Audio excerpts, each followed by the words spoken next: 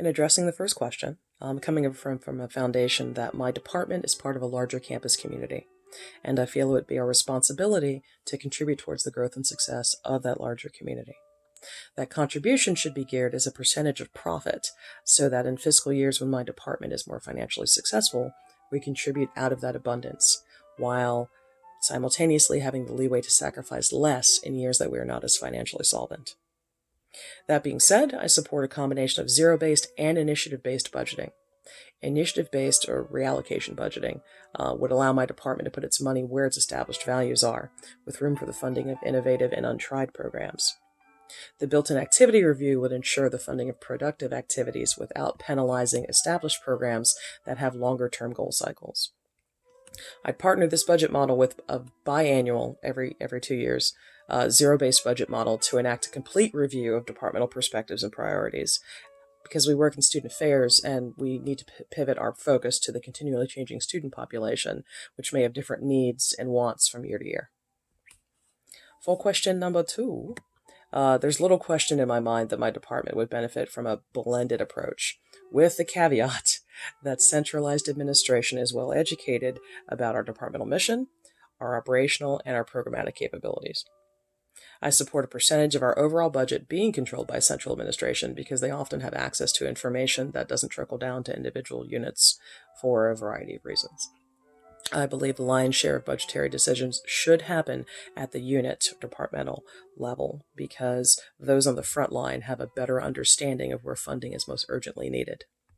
To combat the limitations of a myopic perspective that's presented by the text, I'd point to the recurring departmental review of perspectives and priorities that we would perform every 2 years to keep us in line with student and university priorities.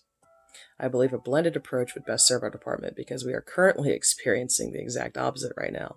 Central administration micromanages our entire budget. It is operationally frustrating, completely demoralizing, and has curtailed innovation in our department because we are uncertain what priorities our central administration values, other than maximizing revenue generation. For question number 3, my primary concern as a budget manager is to first ensure that my department has the resources it needs to meet its mission mandate, and secondarily, to contribute to the overall mission of my institution. My decision-making process is grounded in a working understanding of how my department operates as a service provider within the larger campus community. I'm going to hold myself accountable to consistent and open-minded budgetary decision-making by making myself accountable to my team.